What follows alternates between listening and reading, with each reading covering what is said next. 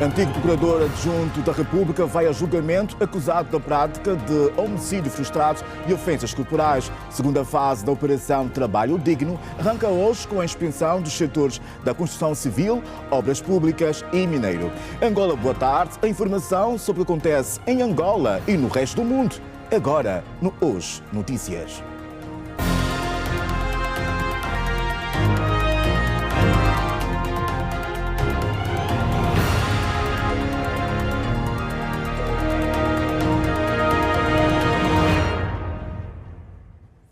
Renovados votos de boa tarde, Angola. A Inspeção-Geral do Trabalho arrancou hoje com visitas inspensivas sociais, no caso, e técnicas nos setores da construção civil, obras públicas e setor mineiro. No âmbito da segunda fase da Operação Trabalho Digno, serão verificadas as condições de segurança, higiene e saúde no trabalho e também outros pontos que concorrem para um trabalho digno.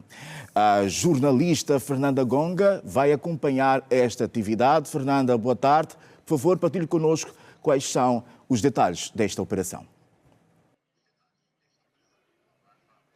Boa tarde, Adilson Garcia, também a todos os telespectadores da TV Girassol. Começou aqui numa das empresas chinesas localizada em Viana a primeira operação da Jornada Trabalho Digno, está a ser desencadeada pela Inspeção-Geral do Trabalho. Nesta altura, estamos numa das instituições inspecionadas nesta manhã para averiguar mesmo as condições de trabalho, saúde, higiene e segurança. Pelo que nós estamos aqui a constatar, e eu vou pedir ao nosso câmara, numa das instituições de empresas chinesas, encontramos essas condições sob as quais os trabalhadores são submetidos aqui nessa instituição. Os trabalhadores contam que trabalham de domingo a domingo, dormem nesses dormitórios em camas praticamente de madeira e nestas camas podem caber 3 pessoas a cada cama. São trabalhadores que não têm qualquer seguro, nem seguro de saúde, nem também qualquer subsídio para transporte. Eles permanecem aqui e são maioritariamente trabalhadores provenientes das outras províncias, diferente da província de Luanda. Os trabalhadores pedem melhores condições de trabalho, pedem também aumento salarial e ainda também a assistência em casos de doença, pelo que nós conseguimos perceber, não têm tido qualquer tipo de assistência. E é por isso mesmo que nós vamos agora conversar com um dos trabalhadores desta instituição chinesa que vai nos dizer então o que é que eles pedem nesta altura nesta empresa chinesa. Boa tarde, vai dizer o seu nome e o que é que vocês precisam aqui. E vocês estão aqui praticamente há quanto tempo? Eu estou aqui praticamente há 3 meses. Boa tarde, eu sou Paulino Manuel. Paulino, vocês dormem 3 a 4 pessoas em madeiras. Já reclamaram? O que é que eles disseram? Reclamamos, mas ele não responde, não fala nada. Quer dizer, ele não fala conosco. Nós não temos poder de falar com ele. Nós só estamos aqui nos metendo aqui. Nós também falamos em alguém que vai transmitir a ele. E ele, quando ele não quer fazer, ele não vem. E vocês não saem daqui? Não saímos daqui porque praticamente não temos mais trabalho. Eu até sou mesmo de cá, de Luanda. Mas praticamente mesmo de trabalho não temos. Muitos jovens. Aqui diariamente entra pessoa. Vocês têm um contrato de trabalho? Não temos contrato. Se você ficar doente também, não temos nenhum subsídio, não temos nada. É só mesmo o nosso dinheiro que nos dão e mandam. E ficar um tempinho em casa. Aquele tempo que você fica em casa, não é apontado de salário nem de nada, não vai perguntar nada, não te gasta nada. Muito obrigada. Então, um dos trabalhadores aqui desta empresa chinesa a contar o descontentamento porque passam em função mesmo das condições de higiene, de segurança e também de trabalho existente aqui numa das fábricas em que vários trabalhadores angolanos dormem em contentores, no calor e numa cama contendo mais de 4 pessoas. Nesta altura é o essencial de informação que nós damos a ver. Vamos continuar a acompanhar toda esta jornada da Inspeção-Geral do Trabalho para averiguar outras empresas do setor da construção civil e obras públicas. Boa tarde. Fernanda, boa tarde e obrigado por essa partilha de informações. Nós seguimos. 7 pessoas morreram e 11 ficaram feridas num acidente de viação ocorrido na madrugada deste domingo na província da Huila, localidade do Roque. 7 pessoas morreram e 11 outras ficaram feridas em consequência de um acidente de viação ocorrido na madrugada deste domingo na localidade do Oque, no município do Lubango.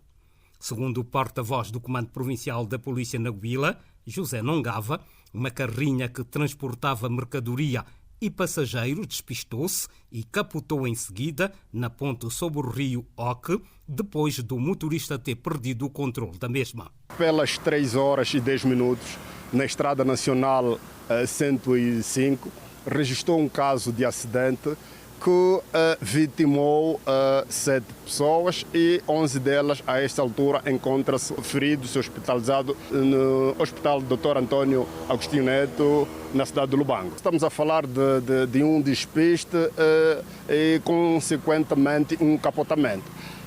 Esteve na base o mau estado técnico da viatura.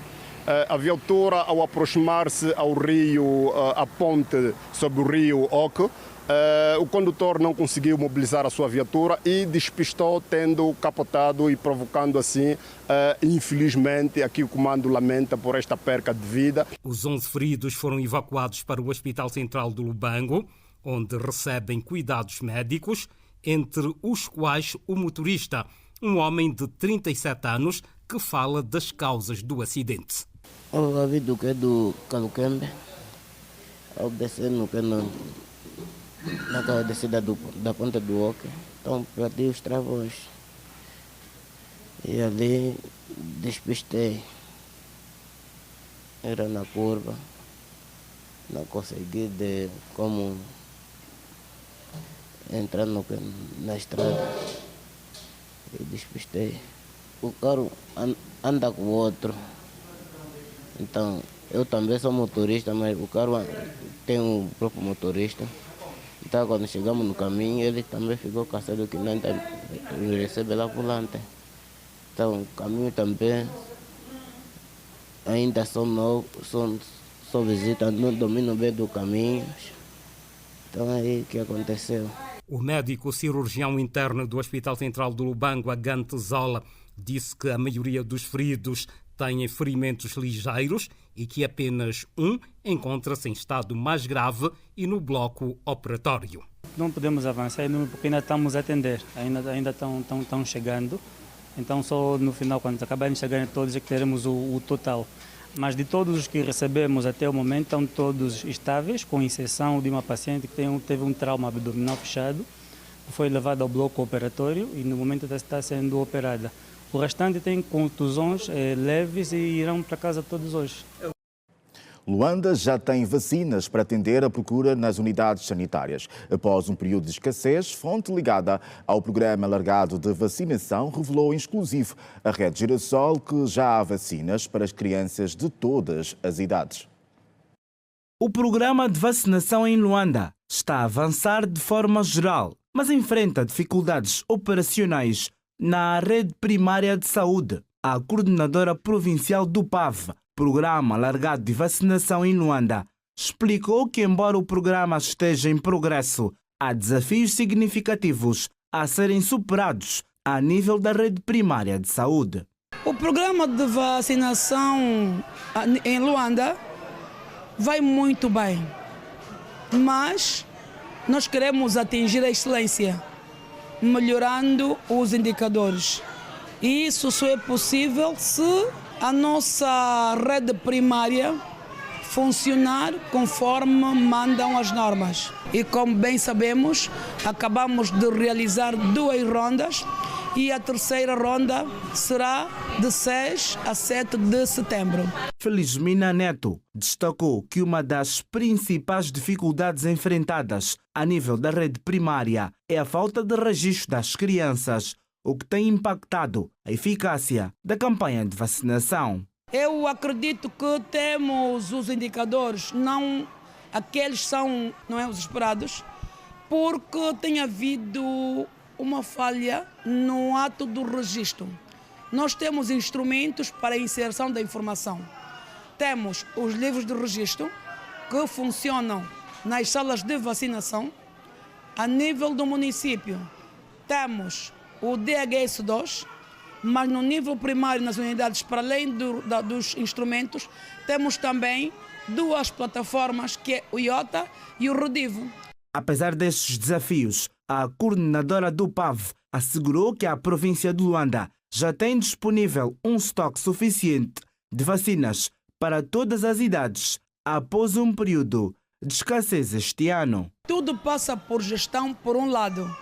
Do outro lado, porque este ano registramos uma ruptura por um período de tempo um pouco mais prolongado do que os anos anteriores. Felizmente, neste momento, temos todas as vacinas que fazem parte do calendário nacional, inclusive a vacina contra a Covid.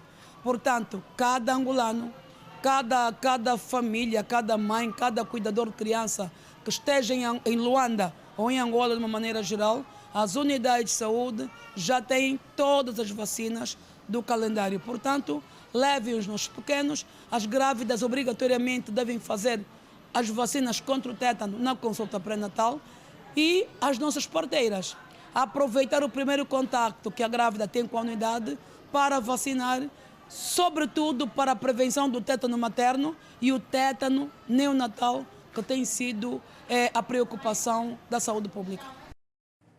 Acontece a sessão inicial de julgamento do antigo procurador adjunto da República, Olegário Alexandre António, arguido no processo de número 8/19, em que vai acusado da prática do crime de homicídio frustrado e ofensas corporais. Uma equipa da Rede Girassol está destacada junto à sala de audiências do Tribunal Supremo. Vamos ao encontro da jornalista Manuela Costa. Manuela, boa tarde. É consigo. Saudações a partir do Tribunal Supremo, aqui onde decorre neste momento a sessão de julgamento do caso que envolve o ex-procurador adjunto da província do Kwanza Norte, Alceu António, que está neste momento a ouvir as acusações do Ministério Público quanto a este caso em que esteve envolvido. De recordar que os fatos ocorreram no dia 19 de janeiro de 2019, quando Alceu António, acompanhado da sua esposa, saíam de um evento. E no momento da saída, quando a esposa, que estava ao volante, efetuava a manobra de retaguarda, embateu sobre o retrovisor de um motociclista, tendo então esta situação criado um desconforto na parte entre as partes, porque houve então uma confusão entre pagar e não pagar. Nós vamos agora ouvir um pouco dos detalhes que envolvem esta acusação na voz de Lucas Santos, que está aqui a representar nesta sessão o Ministério Público.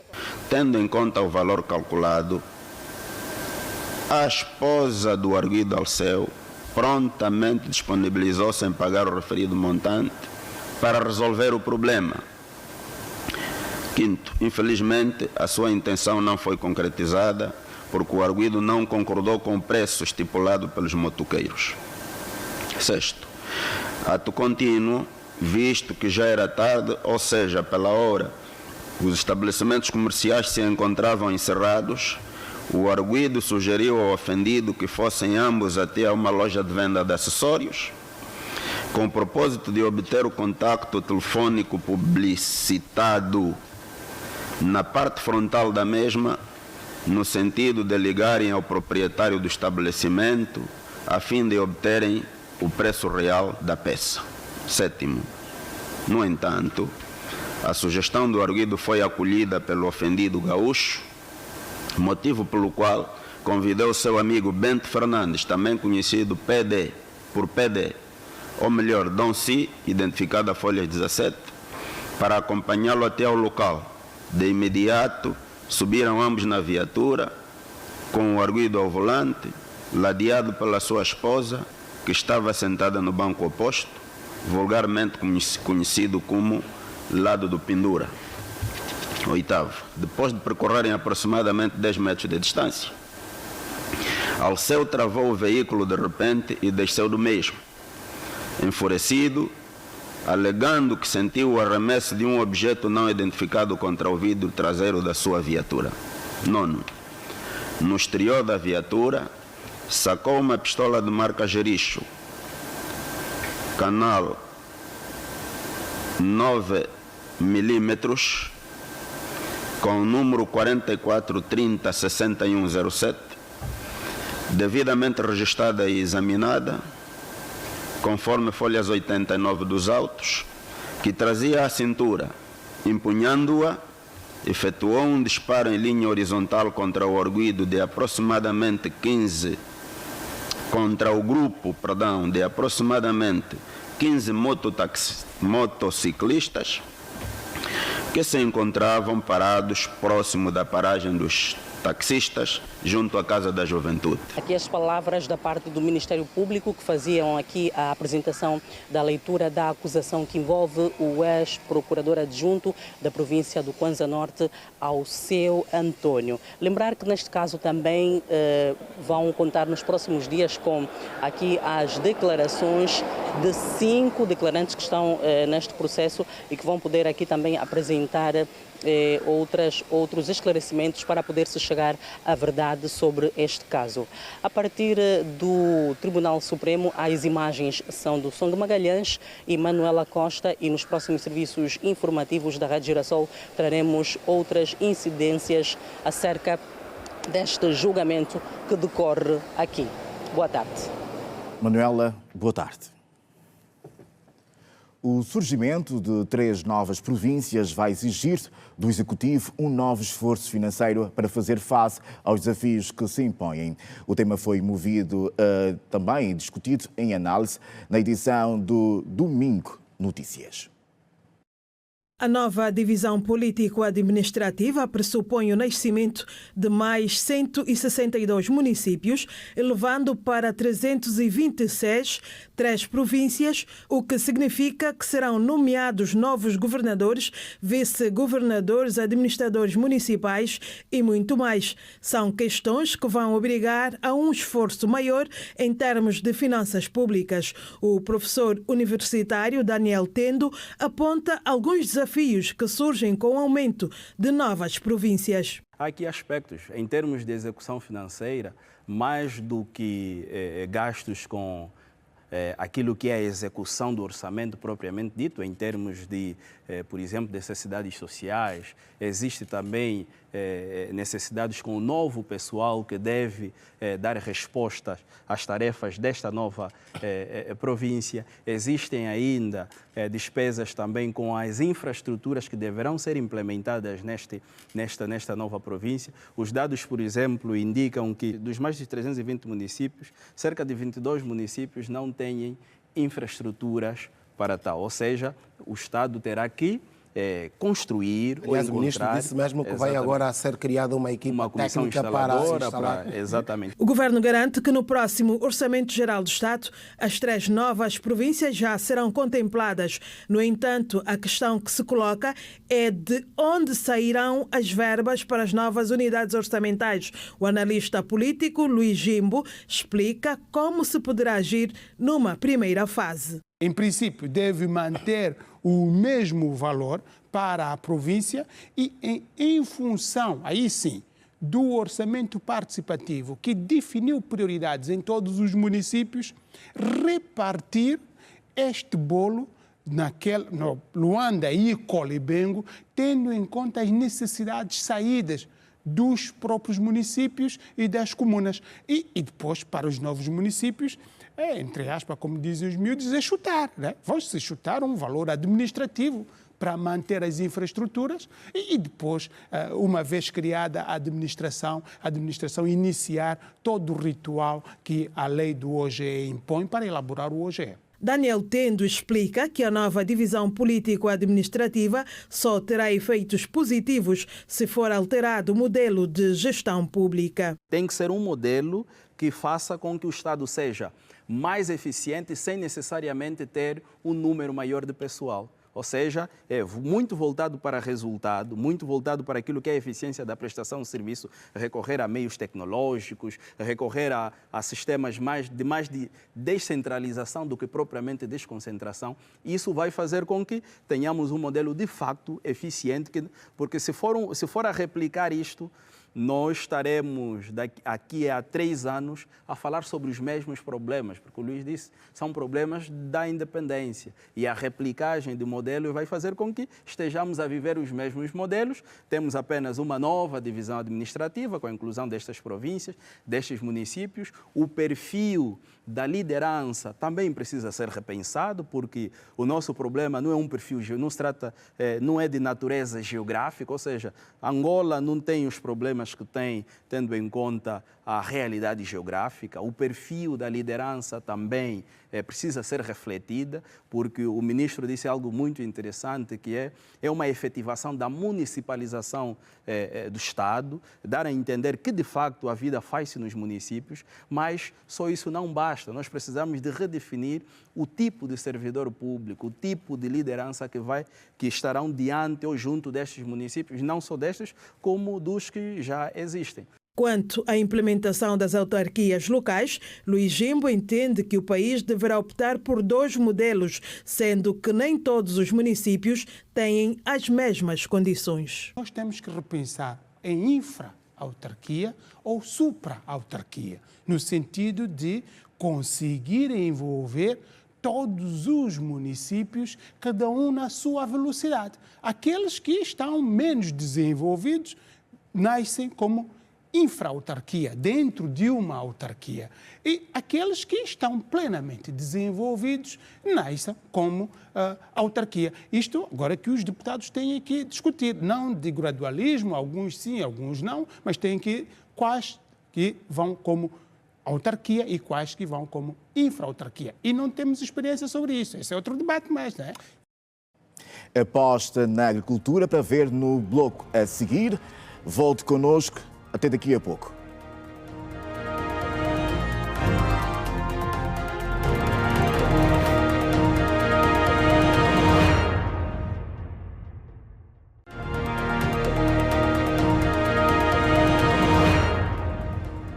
Segunda parte do Hoje Notícias, o Estado vai deixar de vender casas por renda resolúvel, anunciou o Instituto Nacional de Habitação. A medida é justificada pelo número de moradores que não cumprem com as suas responsabilidades com o Estado. Para falar sobre este assunto, temos o nosso colega Simão João. Simão João, boa tarde. É consigo. Viva, boa tarde, Adilson Garcia, e também extensivo aos ouvintes e telespectadores a esta hora da Rede Girassol. De facto, é uma situação que deixa, portanto, preocupado as pessoas candidatas a uma habitação, portanto, na segunda fase do KK 5000, uma situação que também, tendo em conta aquilo que são as diversidades económicas de muitas famílias, tem estado a preocupar, portanto, estas mesmas famílias. Vamos agora tentar compreender com o economista Daniel Tendo as implicações sobre esta situação. Daniel Tendo, muito boa tarde. Numa altura em que os bancos não estão a conceder créditos, quais são de facto as implicações que muitas famílias que pretendem concorrer às habitações deverão ter com esta situação? Bom, sem dúvida é uma situação que põe em causa o realizar do sonho da casa própria, porque depois do governo ter anunciado que existiam cerca de 3.000 fogos para o público, então ficou-se com a impressão de que a modalidade seria a mesma, através de renda resolúvel, mas tendo em conta a experiência do passado, acredito que o governo entendeu que não foi uma boa experiência e entende que deverá fazer de forma diferente. Mas de forma diferente surge num contexto em que os bancos aumentaram suas taxas de juros. Hoje estamos à volta de 7%, o que pesa muito para os bancos, para o bolso do cidadão, e vai comprometer, obviamente, este sonho da casa própria. Há consequências, porque as casas ficarão mais caras e ficando mais caro, compromete a capacidade de compra dos mesmos. Nós já temos dito aqui que há toda a necessidade de revermos o modelo de concessão. Se no modelo anterior, através de renda resolúvel, falhou, talvez chegou o momento de termos uma modalidade de crédito habitacional com taxas de juros reduzidas, ou seja, estamos aqui a apelar a uma parceria do Estado juntamente com os bancos públicos ou parceria com os bancos privados para que haja uma redução, em outras geografias há uma redução de até 3%. Por que em Angola não podemos fazer isso? Então há toda a necessidade de os bancos, juntamente com o governo, verem uma forma mais assertiva. Já vimos que a renda resolúvel não funcionou, mas se calhar a redução da taxa de juros seria um meio viável para, de facto, os jovens no geral ou o cidadão no geral conseguir obter a casa própria. Mas com certeza que este problema também tem a ver com aquilo que são as dívidas de muitos das famílias que vivem portanto, nas centralidades, e o Estado precisa desse dinheiro para dar continuidade a outros projetos habitacionais. Exatamente, por isso disse que foi uma má experiência porque inicialmente havia uma pretensão, projetos como Quilamba, Sequele, havia uma pretensão do Estado, mas depois o Estado mudou a estratégia para a renda resolúvel. De lá para cá, os indicadores mostram que há um número crescente de cidadãos que têm estas casas, mas que não pagam ao Estado, o que comprometeu as contas do Estado para dar seguimento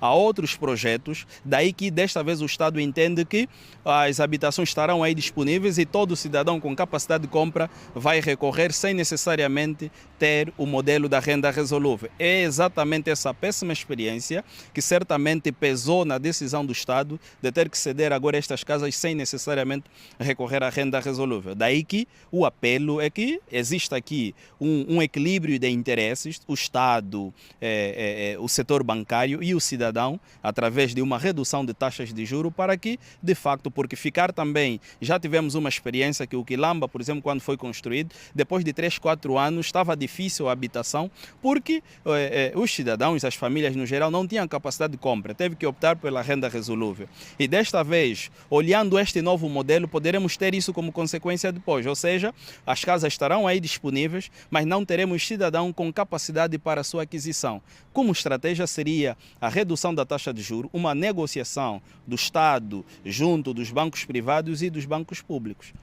Muito obrigado, Daniel Tendo, economista, aqui a falar então em relação a esta decisão do Instituto Nacional de Habitação, dando conta que, portanto, não haverá venda em fase resolúvel, em renda resolúvel, por parte, portanto, do Instituto Nacional de Habitação nas centralidades, sobretudo do KK 5000. Adilson Garcia, por agora é tudo neste momento. Nós, com certeza, vamos trazer mais informações sobre esta situação logo mais no Girassol Jornal. Boa tarde. Boa tarde. O desenvolvimento da agricultura e o consequente aumento da produção nacional passam pela capacitação dos pequenos produtores. Especialistas defendem a criação de políticas que tenham como foco as famílias que trabalham no campo. A agricultura familiar, desenvolvida principalmente por mulheres, é ainda responsável por mais de 70% da produção interna, mas é também este segmento de produtores que enfrenta muitas dificuldades. 3 questões podem ser apontadas como caminhos para a revolução do problema. Dentre os fatores está a formação dos pequenos produtores, como explica o agrônomo Adérito Costa. Precisamos formar as pessoas no âmbito técnico para que consigam estar à altura dos desafios que se impõem a nível deste setor. E esta formação devemos deixar muito bem claro. O que vai se formar tecnicamente na região norte do país, obviamente que não será o mesmo quesito que se usará na região sul. Precisamos entender isso. Por quê? São regiões estritamente diferentes. A atividade é única, é agro, mas sabemos nós que a capacidade de resposta nos 3 fatores naturais a nível dessas 2 regiões diferem, assim como também os hábitos e costumes no processo da feitura da agricultura. Conhecido por ser o rei da pitaia em Angola, Adérito Costa diz que a necessidade das instituições vocacionadas para o crédito agrícola exercerem esta tarefa com efetividade. Outra preocupação do produtor nacional está relacionada com o custo dos insumos agrícolas, com realce para os fertilizantes. Depois de potencializar as pessoas tecnicamente, surge então a necessidade da potencialização financeira. Porque uma pessoa com conhecimentos técnicos à altura dos desafios futuros que deseja enfrentar, a seguir vai solicitar financiamento. Porque ele sabe que com este financiamento eu vou direcionar as coisas neste quesito para conseguir capacidade de resposta positiva. E outro sim é as políticas que visam regulamentar a capacidade de resposta dos insumos, estamos a falar das sementes, adubos e não só, em termos de preços. Porque não basta que as pessoas tenham conhecimento técnico, encontrem a possibilidade de receber financiamento para alavancar os seus produtos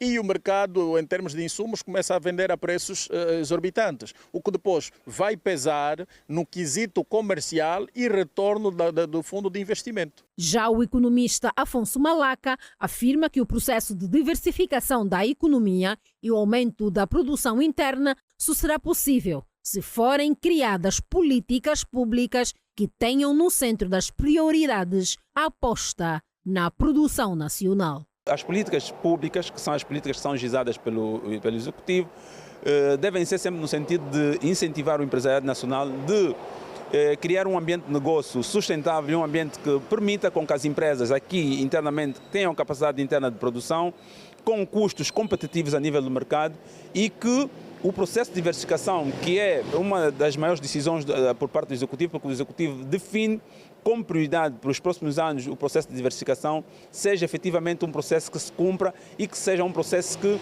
aconteça, ainda que não for no curto prazo, mas no médio e no longo prazo é preciso gizar políticas que nos levam no sentido de termos uma economia capaz e resiliente no processo de diversificação.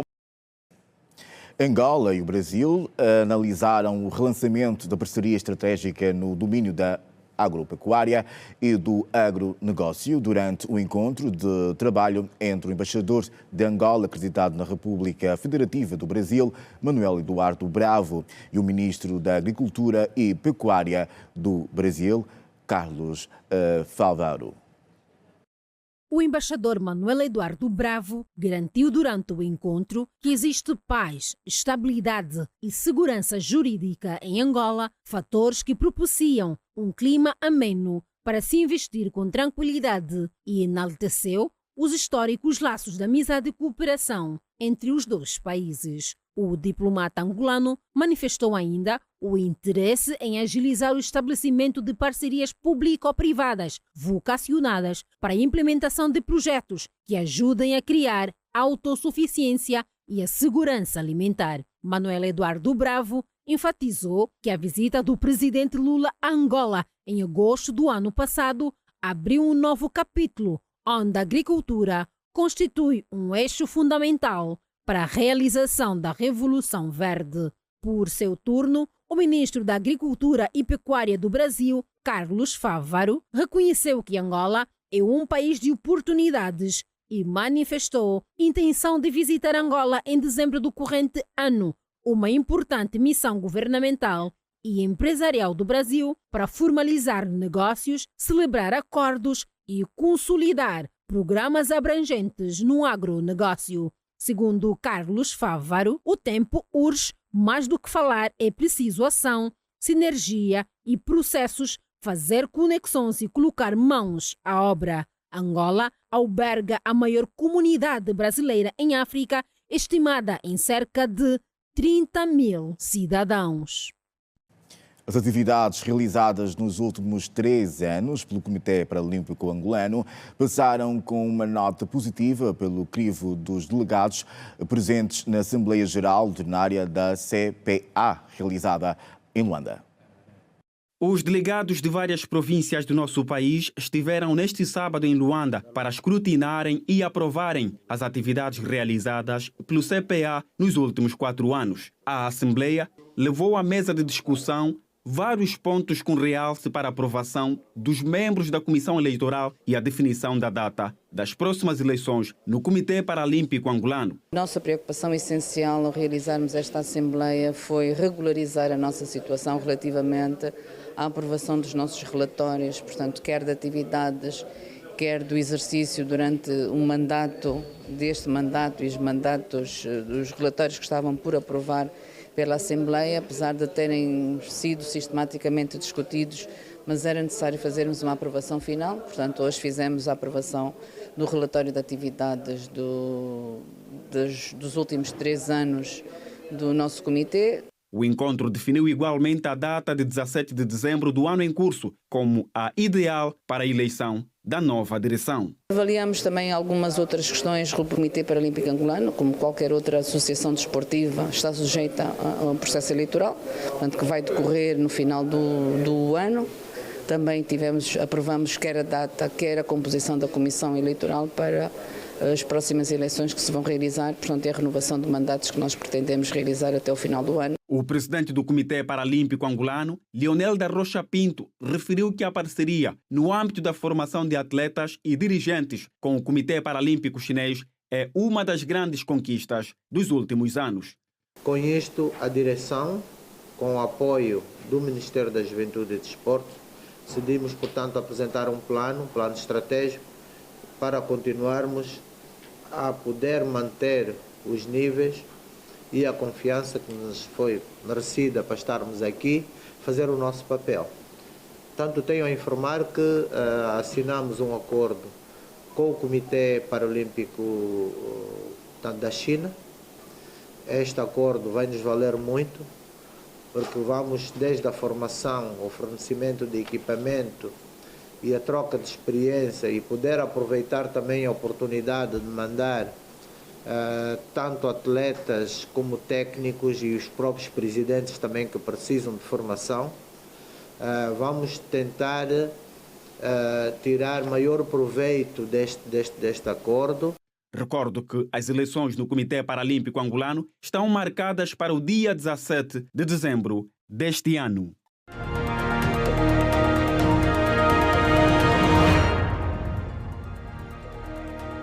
Bem-vindo de volta. A Polícia Nacional faz a apresentação pública dos resultados da microoperação conjunta entre os comandos municipais de Luanda e Kazenga.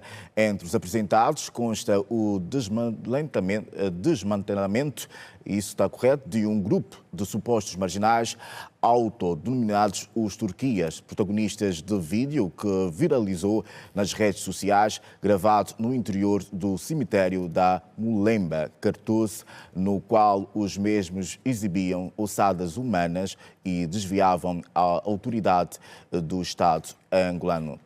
O Mandela Silva vai poder detalhar esta informação. Mandela, boa tarde. Boa tarde e um boa tarde extensivo a toda a audiência. De facto, estamos neste momento na esquadra, na ex-nona esquadra aqui do Sambizanga, onde está mais uma vez a ser então apresentado supostos criminosos. Mas para mais detalhes, nós vamos então à conversa com Eury Matari, ele que é o chefe de secção e comunicação de imprensa da Polícia Nacional. Eury, boa tarde, está em direto para a Rede Girassol. Mais um dia, então, da apresentação de supostos marginais. Exatamente. Boa tarde, extensiva aos telespectadores da Girassol TV. Dizer que no âmbito da repressão e prevenção criminal, visando elevar o sentimento de segurança dos munícipes, os comandos municipais de Luanda e Kazenga realizaram de 14 a 18 de agosto uma microoperação conjunta envolvendo os órgãos de inteligência, de informação e investigação criminal nos territórios operacionais dos distritos do Sambizanga e também do 11 de novembro. Portanto, dizer que da ação policial foi possível obter os seguintes resultados. Foram esclarecidos 21 crimes, com realce para os crimes de roubo em residências e também na via pública com recurso à arma de fogo, furtos de diversos meios, ofensas à integridade física e burla. Portanto, relativamente às detenções, dizer que foram detidos 35 cidadãos nacionais com idades compreendidas entre 16 e 40 anos, supostos autores de diversos crimes.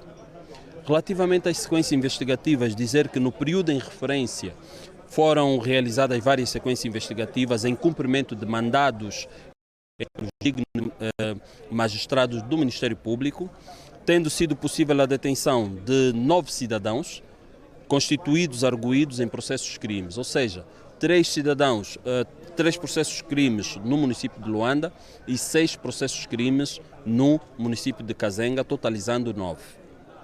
Relativamente às apreensões, dizer que nos termos da microoperação Foram apreendidas 7 armas de fogo do tipo metralhadora AKM com cano cerrado, 10 motorizadas de diferentes marcas e modelos, 7 botijas de gás butano de 12 kg, 9 televisores plasmas de diversas polegadas, 3 máquinas fotocopiadoras, uma máquina de jogo de azar, 2 computadores portáteis, 6 telemóveis de marcas diversas, um aparelho de som de marca Cubox e 2 tampas de sarjeta e cabos elétricos furtados no bairro da Vila Alice, no município de Luanda.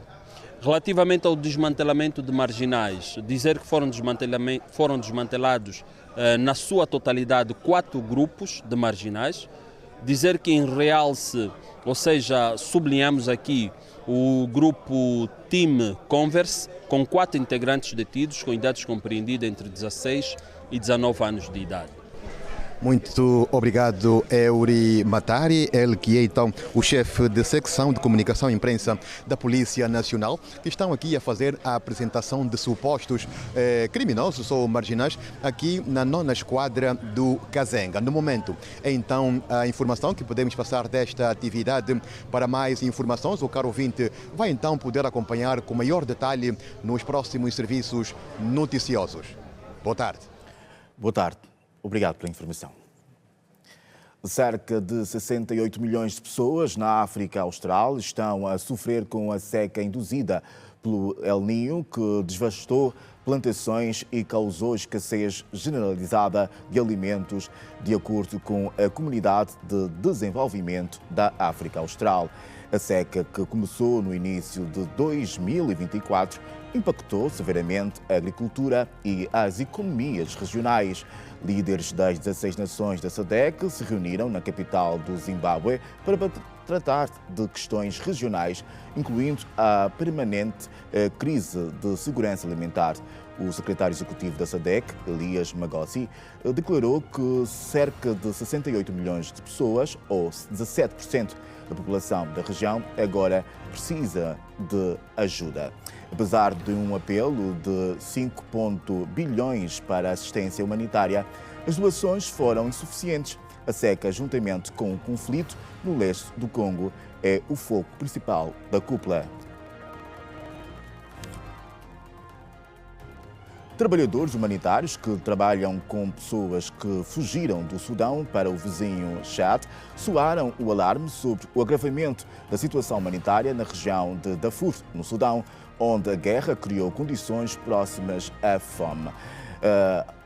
Trabalham para os Médicos Sem Fronteiras em Darfur do Sul, disse que espera que o anúncio das autoridades nesta semana sobre a reabertura da passagem de fronteira de Harare, Abra, no caso, significa que mais ajuda da ONU possa chegar às áreas mais afetadas, mas que muitos obstáculos permanecem. Uma explosão de bomba em Tel Aviv na noite de domingo foi confirmada como um ataque terrorista, disseram a polícia israelita e a agência de inteligência doméstica. Esta segunda-feira, o homem que carregava a bomba que explodiu perto de uma sinagoga foi morto e ficou ferido também. Um outro ficou ferido, de acordo com a polícia no local. A explosão de domingo ocorreu cerca de 1 hora depois que o secretário de Estado dos Estados Unidos da América chegou a Tel Aviv para pressionar por um cessar-fogo em Gaza, que encerrará a guerra de 10 meses entre Israel e Hamas. Houve uma urgência crescente para chegar a um acordo de cessar-fogo em meio a temores de uma escalada em região em que acontece o conflito. O Irão começou a contra Israel após o assassinato do líder de Hamas em terra em 31 de julho. Esta foi a atualidade internacional. Nós seguimos 18 bispos auxiliares da Igreja de Nosso Senhor Jesus Cristo no mundo. Os tocoístas foram consagrados neste domingo. A cerimónia, que decorreu na sede nacional da Igreja, foi orientada pelo bispo Dom Afonso Nunes.